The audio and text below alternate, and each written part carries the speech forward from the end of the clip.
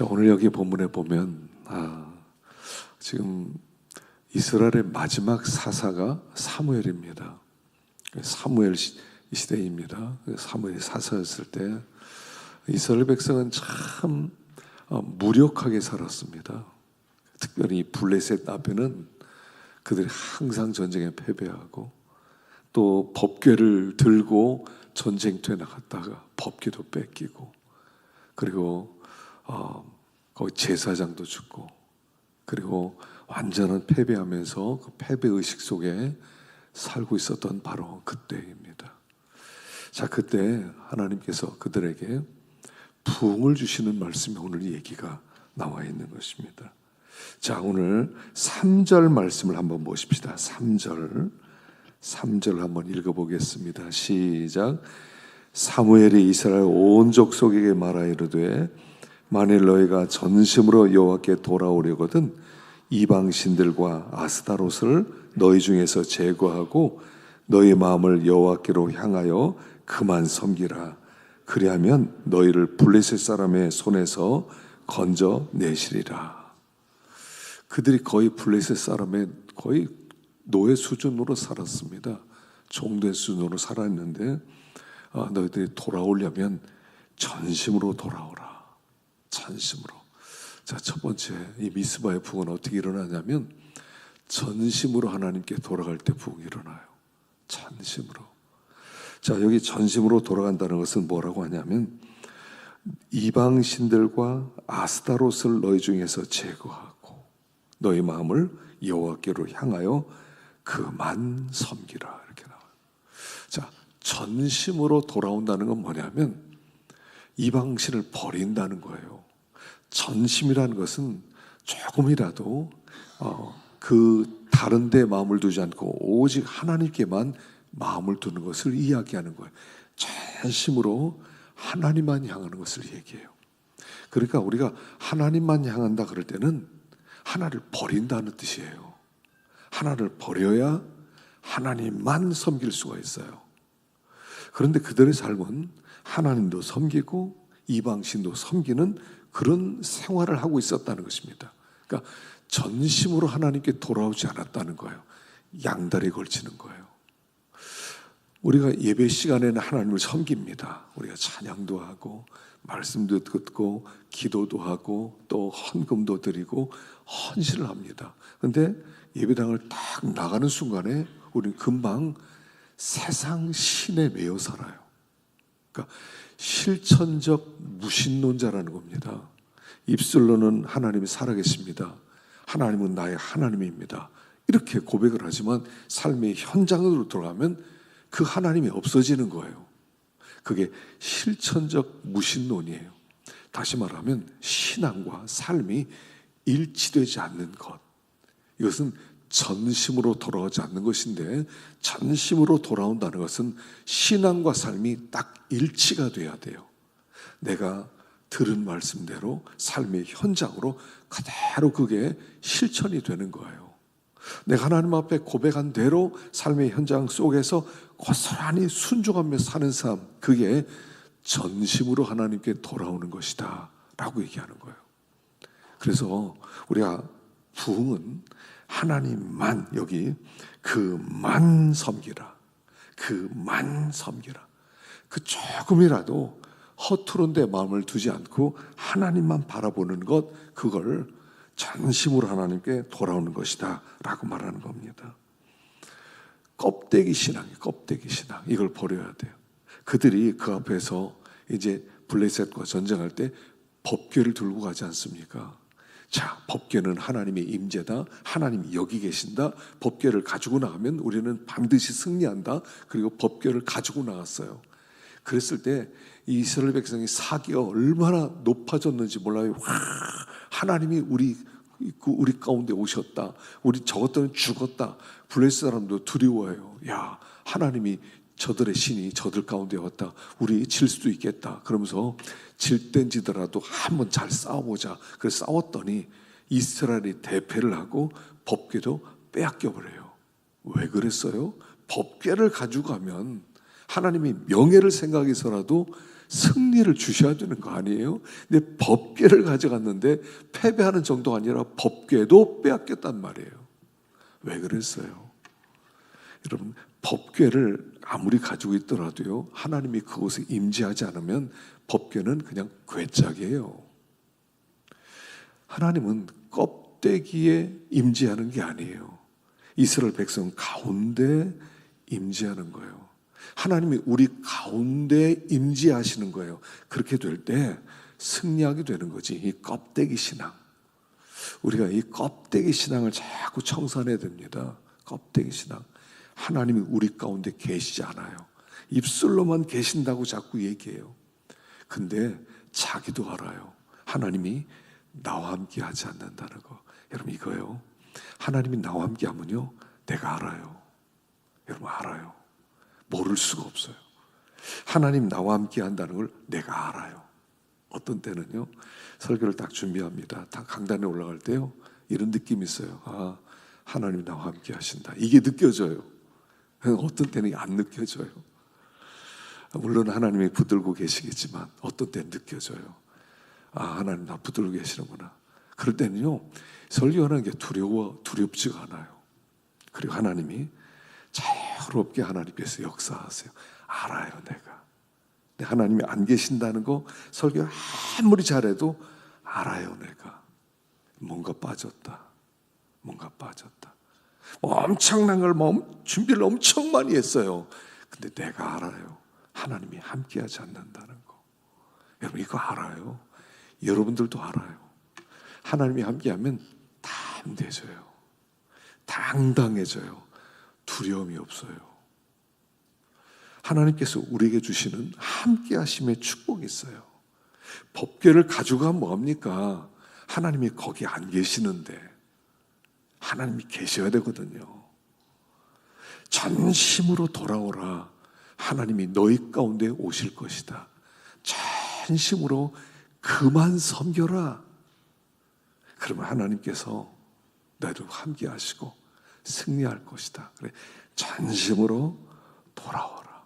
하여간 하나님께 마음을 전적으로 향하는 겁니다. 딴 생각하지 않는 거예요. 하나님만. 그래서 사실 이 뒷부분에 그들이 모였을 때 블레셋 사람들이 막 쳐들어오거든요. 잘 됐다. 저것들 함께 모였다고 그러니까 저들 가서 한번 혼내자고 쳐들어옵니다. 하나님이 그렇게 만들었어요. 왜요? 전심으로 돌아오게 하시려고. 전쟁 벌어졌습니다. 그러면 뭐 무슨 다른 거 생각할 겨를이 있겠습니까? 하나님 도와주세요. 안 하겠어요? 전심으로 하나님께 향하게 하기 위해서 원수를 보내는 거예요. 그 이스라엘 백성들 예루살렘을 떠나지 말고 여기서 약속하신 것을 기다려라 그런 거예요. 왜냐하면 예루살렘은 원수들이 많거든요. 원수들이 많고 잡아 죽이려고 하는 세력이 있는 곳에서 하나님께 집중해서 기도할 수 있으니까 예루살렘을 떠나지 말라고 말씀했던 것과 똑같아요. 전심으로. 하여간 전심으로 하나님을 향하면 하나님이 들어주세요. 우리나라 위기와 전쟁 났을 때, 부산밖에 안 남았을 때, 낙동강 전선에서 이게 밀리면 끝나는 거예요. 그때 부산에서 그리스도인들이 모여서 모든 예배당마다 그렇게 부르짖었다는 거예요. 살려달라고. 살려주시면 목사가 되겠다고. 살려주시면 헌신하겠다고. 그때 부산에서 부흥이 일어난 거예요. 그리고 하나님이 우리 낙동강 전선 지켜주시고 또 9.28 서울 수복하고 그리고 우리가 승리할 수 있었던 거예요. 부르짖었더니 다른 거 없어요. 부르짖고 전심으로 주님께 나와야 돼요. 그러면 우리 하나님이 일하는 것을 볼 거예요. 우리 하나님이 일하지 않는다? 지금은 시대가 달라졌다? 옛날과 다르다? 아니에요. 똑같이 일하세요. 구약에 역사했던 그 하나님이 우리의 삶의 현장 속에 똑같이 일하는 것을 체험하게 될 거예요. 전심으로 돌아오면 하나님의 일하심을 체험할 수 있을 것이다 하는 것입니다. 자, 그리고 5절에 보니까 미스바라 모여라 그럽니다. 자, 5절과 6절 읽어보겠습니다. 시작. 사무엘이 이르되 온 이스라엘은 미스바라 모이라. 내가 너희를 위하여 여호와께 기도하리라 하매 그들이 미스바에 모여 물을 길어 여호와 앞에 붓고 그날 종일 금식하고 거기에서 이르되 우리가 여호와께 범죄하였나이다 하니라. 사무엘이 미스바에서 이스라엘 자손을 다스리니라. 자, 미스바에로 뭐라? 미스바. 여러분, 미스바라고 하는 뜻이 뭐냐면 파수대, 망대라는 뜻이에요. 거기에는 항상 경계병이 있어서 적군이 어디서 오나, 적군이 어디 오나, 거기는 24시간 지키는 파수대, 망대란 뜻이에요. 그곳으로 모여라. 그동안 무슨 뜻이겠어요? 너희들이 깨어있지 못했다. 너희들이 원수가 언제 오는지 너희들이 깨어있어서 살피지 못했고, 하나님이 어떻게 말씀하시는지 너희들이 살피지 못했고 깨어있지 못했다. 미스바로 모여라. 이제 다 모여라. 물론 거기에 망대가 있으니까 거기서 말씀도 전하기가 좋았고 또 기도회 인도도 좋았고 그런 것도 있지만, 그들을 미스바로 모인 것은 깨어있으란 얘기예요. 지금은 깨어날 때다. 여러분, 우리나라는 지금 깨어날 때입니다. 성도들이 깨어나야 돼요. 우리 민족이 사는 비결은 하나밖에 없어요. 깨어나야 돼요. 미스바로 모여야 돼요. 첫 번째는 모이는 게 첫 번째예요. 말세는 모이기를 패하는 사람들이 많아진다고 그러죠. 안 모이려고 그래요. 뭐 그렇게 자주 모이냐는 거예요. 모여서 맨날 또 기도하느냐, 또 모여서 뭐 또 예배 또 드리느냐, 또 자꾸 모이라고 하느냐. 바빠 죽겠는데. 지금이야말로 성도들이 모여야 될 때입니다. 깨어 있을 때입니다. 우리 나라 민족을 위해서 기도해야 될 때입니다. 여러분, 이 세상 흘러가는 걸 가만히 보세요. 점점 더 종말을 향해 달려가고 있지 않습니까? 믿음이라는 것을 찾아보기가 쉽지 않아요. 믿음이 있는 사람, 믿음으로 사는 사람, 하나님만 의지하는 사람, 하나님의 말씀을 사랑하는 사람, 그런 사람들을 잘 찾아보기가 어려워요. 모여라. 미스바로 모여라. 깨어 있어라. 첫째는 모이는 게 첫 번째, 두 번째는 회개하는 겁니다. 그들이 여기에서 하나님 앞에 회개를 합니다. 우리가 여호와께 범죄하였나이다. 이거 회개는 뭐냐면 여러분, 고백하는 거예요. 죄라고 생각하는 것을 다 하나님 앞에 내어놓는 거예요. 하나님, 이것도 죄입니다. 하나님, 돌아보니 이런 죄도 졌네요. 뭐 거기서 회개한다고 해서 이제 내가 돌이키고 내가 완전히 하나님께 향하고, 어떤 데는 그렇게 안 돼요. 그러나 하나님 앞에 적어도 죄를 인정하는 게 필요해요. 하나님, 내가 이런 죄도 졌네요. 돌아보니 이런 죄도 졌나. 여러분, 우리가 회개하다 보면요, 성령의 감동이 점점 더 강해져요. 성령의 감동이 강해지면 어떻게 돼요? 죄가 점점 더 많이 생각나요. 이것도 죄인데. 옛날에 이런 데도 졌는데. 옛날에 이런 죄도 졌네. 나는 잊고 있었는데 성령께서 숨겨진 죄를 다 고백하게 만들어주세요. 고백하다 보니까 이게 내가 죄덩어리구나. 하나님 앞에 진짜 내가 멸망당하는 게 마땅했구나. 전쟁에 패배하는 게 마땅했구나. 내가 가진 거 다 뺏긴 게 마땅했구나. 그런 마음이 드는 거예요. 그래서 하나님 앞에 죄를 내놓는 거예요. 이 고백이 중요해. 고백이. 하나님, 이것도 죄입니다. 이것도 죄입니다. 이것도 죄입니다. 죄 아닌 게 없어요. 하나님, 내가 죄인 중에 괴수였군요. 이렇게 고백하는 거예요. 죄인 중에 괴수였군요. 아버지, 불쌍히 여겨주세요. 이게 나오는 거예요. 첫째는 모여라. 둘째는 죄를 내놓고 회개하라. 그러니까 금식하면서 그들이 회개하는 것입니다. 세 번째는 뭐냐면, 여기 사무엘이 미스바에서 이스라엘 자손을 다스리니라 그래요. 갑자기 여기 다스리니라, 다스렸대요. 자, 이 다스렸다는 얘기는 뭐냐면 말씀을 가르쳤다는 뜻이에요. 말씀을 가르쳤다. 그래서 이 다스린다는 얘기 뒤에도 계속 나오는 겁니다. 다스렸다, 다스렸다, 다스렸다. 그들이 이제까지는 말씀을 안 들으려고 그랬어요. 근데 이때부터 하나님 앞에 와서 회개하고 말씀이 들리기 시작하는 겁니다. 사무엘의 말이 들려지지가 않았어요. 다 사사시대는 뭡니까? 자기 소견에 옳은 대로 행하는 시대, 자기 생각대로, 자기 뜻대로, 자기 계획대로, 하고 싶은 대로 마음대로 사는 시대, 마음대로 사는 시대예요. 근데 이제부터는 말씀이 들리기 시작해요.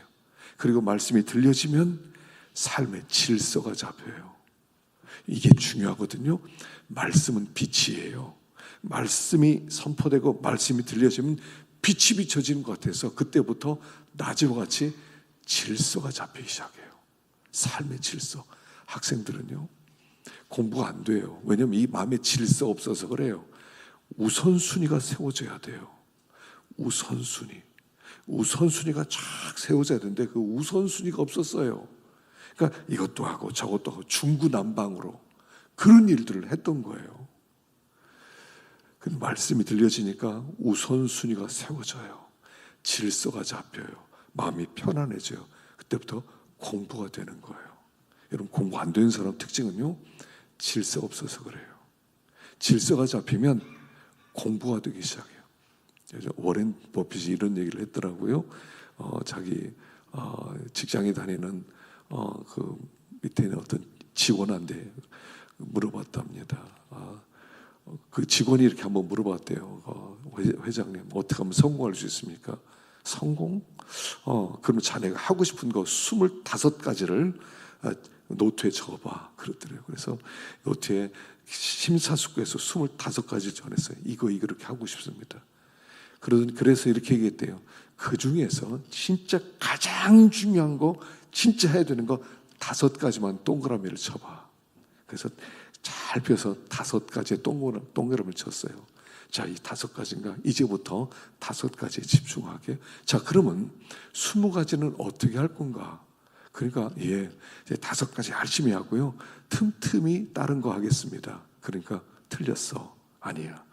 5가지 집중해. 그리고 20가지는 절대로 해서는 안 되는 일이야. 그건 잊어버려야 돼. 그리고 5가지만 해. 그러면 성공할 수 있어. 이러더래요. 우리는요, 하고 싶은 게 너무 많은 거예요. 한 20가지 정도, 하나님 이것도 하고 싶고, 이것도 하고, 이것도 하고, 이거 싶고, 너무 펼쳐져 있어요. 여러분, 단순해야 돼요. 예수를 믿으면 단순해지는 거예요. 여러분, 예수 믿는 건 뭐예요? 간단해요. 하나님이 뭐 기뻐하지? 그거 하면 돼요. 내가 하고 싶은 거 막 몇 가지 막 이거 저거 막 한 25가지 해놓고 나 이거 하고 싶어. 나 이거 다 할 거야. 아무것도 못해요. 진짜로 해야 되는 거 5가지만 잡아놓고 나머지는 잊어버리는 거예요. 하나님이 뭐 기뻐하지? 그것만 하면 돼요. 신앙생활은요, 단순해요. 하나님이 기뻐하는 일만 하는 거예요. 단순하잖아요. 이거 하나님 안 기뻐하게, 그럼 버려. 하나님 기뻐할 것 같아. 그럼 하세요. 심플 라이프예요. 단순하게 그렇게 나가. 하나님의 말씀을 들으면 단순해지기 시작해요. 단순해지면 집중력이 생겨요. 집중력은 힘이에요. 공부도 그렇게 해야 돼요. 사업도 그렇게 해야 돼요. 모든 게 그 기준이에요. 아무것도 못하는 사람이 다 펼쳐놓으니 이거 하고 싶어, 저거 하고 싶어, 이거 다 할 거야. 그러니까 아무것도 못해요. 공부 잘하는 거 간단해요. 한 5가지 그냥 집중하면 돼요. 나머지는 다 버리면 돼요. 그럼 공부를 못할 수가 없어요. 왜 공부 못해요? 머리가 나쁘지 않은 이상. 자, 2번째, 미스바로 모여라. 자, 그러니까 여기서 거기서 회개하고 말씀을 듣고 있었는데 그때 막 블레셋 사람들이 막 쳐들어와요. 7절에 보니까 이스라엘 자손이 미스바에 모였다함을 블레셋 사람들이 듣고 그들의 방백들이 이스라엘을 치러 올라온지라. 마귀는요, 성도가 부흥하는 걸 싫어해요. 성도들이 모이면 긴장하는 게 마귀예요. 저것들 또 왜 모였어? 또 저들 예배 드리는 거 아니야? 또 기도하는 거 아니야? 흐트러 버려야지. 마귀는요, 흩트는데 천재. 모여? 그래, 가자. 한꺼번에 다 멸해버리자. 마귀는요, 성도의 부흥을 방해하고 싶어요. 부흥이 일어나기 전에 일어나는 증상들이 뭐냐면, 징조가 뭐냐면 마귀가 역사한다는 거예요. 마귀가 역사하면 와, 하나님이 일할 모양이다, 이렇게 생각하면 돼요. 왜냐하면 마귀는 너무 잘 알거든요. 저렇게 하면 저것들을 부흥한다, 저렇게 하면 저것들을 복을 받는다, 이걸 너무 잘 알거든요. 마귀는 이걸 싫어해요. 저것들 부흥하면 안 돼, 잘 되면 안 돼, 저것들을 망해야 돼, 저것들 흩어버려야 돼, 모이지 못하게 만들어야 돼, 이렇게 생각하는 게 마귀예요. 그 마귀가 몰려드는 거예요. 니네들이 뭐 모여서 기도를 해, 모여서 하나님께 돌아가, 웃기는 소리 하지 마, 절대로 그렇게 만들지 못하겠어. 그리고 나서 그들을 덤벼드는 거예요. 덤벼드는 거예요.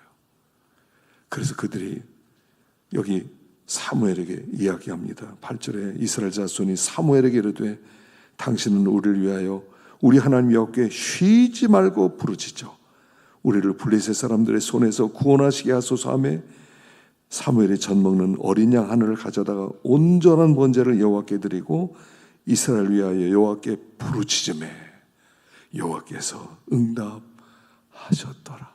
여러분, 이 멋진 얘기예요. 여호와께 부르짖으매 여호와께서 응답하셨더라. 부르짖음에 응답하셨도다.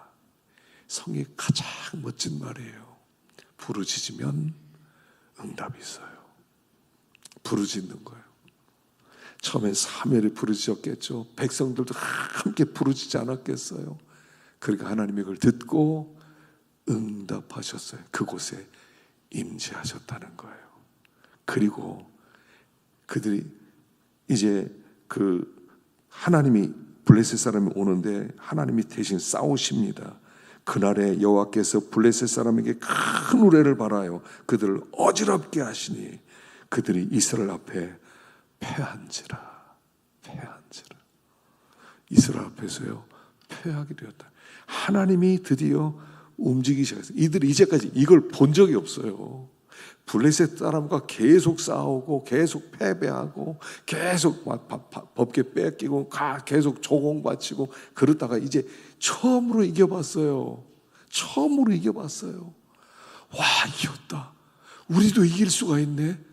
우리 맨날 패배했는데 우리가 이겼네. 그리고 그곳에 에벤에셀이라고 돌을 세워놔요. 이 에벤에셀은요 4장에 나왔던 얘기예요. 4장에 그들이 그 블레셋과 싸우기 위해서 에벤에셀에 진을 쳤던 곳이에요. 그리고 거기서 대패를 한 곳이 에벤에셀이라는 곳이었어요. 에벤에셀은 도움의 돌이란 뜻이에요. 도움의 돌, 도와주는. 근데 도움의 돌에서 아주 크게 패배했어요. 근데 지금 이곳에서 승리했어요. 그리고 여기에다 돌 세고 에벤에셀 이렇게 하나님께 찬양하는 돌을 하나 세우는 거예요. 패배의 돌이 승리의 돌이 되었다는 거예요. 절망의 돌이 희망의 돌이 되었다는 거예요. 하나님이 우리를 도우신다. 하나님은 에벤에셀이에요. 도움의 돌이에요. 어떻게 할 때? 주님께 돌아가고 부르짖을 때 에벤에젤, 도와주시는 하나님. 우리 하나님은요 얼마든지 도와주실 수 있으세요. 우리를 도와주기를 정말 원하세요. 돌아가기만 하면. 안 돌아가요. 그 사람들이 안 돌아가요. 이래도 안 돌아가고 저래도 안 돌아가고 하나님이 너무 답답해하세요. 난 도와줄 준비가 돼 있는데 내가 도움의 돌인데 나를 의지하고 내게 돌아오면 다 도움 받았는데 왜 돌아오지 않느냐 라고 말씀하는 거예요. 그래서 오늘 저녁에 잘 나오셨고요. 잘 나오셨어요. 하여간 하나님께 부르짖으면 하나님 응답하시고 도와주시고 인생에 하나님이 우리 도움이세요. 하나님의 백성이 하나님의 도움을 받지 못하면 어디로 갈 겁니까? 우리가 도대체 누구에게 도움을 청할 것입니까? 어디로 가서 누구에게 도와달라고 할 겁니까? 하나님이 도와주지 않으면, 하나님이 도와주면 되고 하나님이 돕지 않으면 안 되는 거예요. 그래서 우리가 모여서 기도하는 거예요. 하나님, 우리를 도와주세요. 하나님 도와주세요. 주님 떠나가시면 우리는 아무것도 아닙니다. 그렇게 나올 때 우리 하나님 우리를 도와주시고 우리를 또한 새롭게 해주시고 또 생각할 수 없는 방법으로 그들이 뭐 군사가 많았습니까? 무기가 있었습니까? 아무것도 없었어요. 근데 승리했어요. 하나님만 있으면 승리해요. 하나님이 떠나가면 패배고 하나님만 있으면 무기가 부족하고 뭐 조직도 약하고 군사력도 약하도 관계없어요. 하나님이 승리하게 하면 승리하는 거예요. 그래서 하나님을 힘으로 삼으시고 또 그래야 큰 영적 부흥이 일어나고 에벤에젤 도와주시는 하나님, 그 하나님을 누릴 수 있기를 간절히 축원합니다.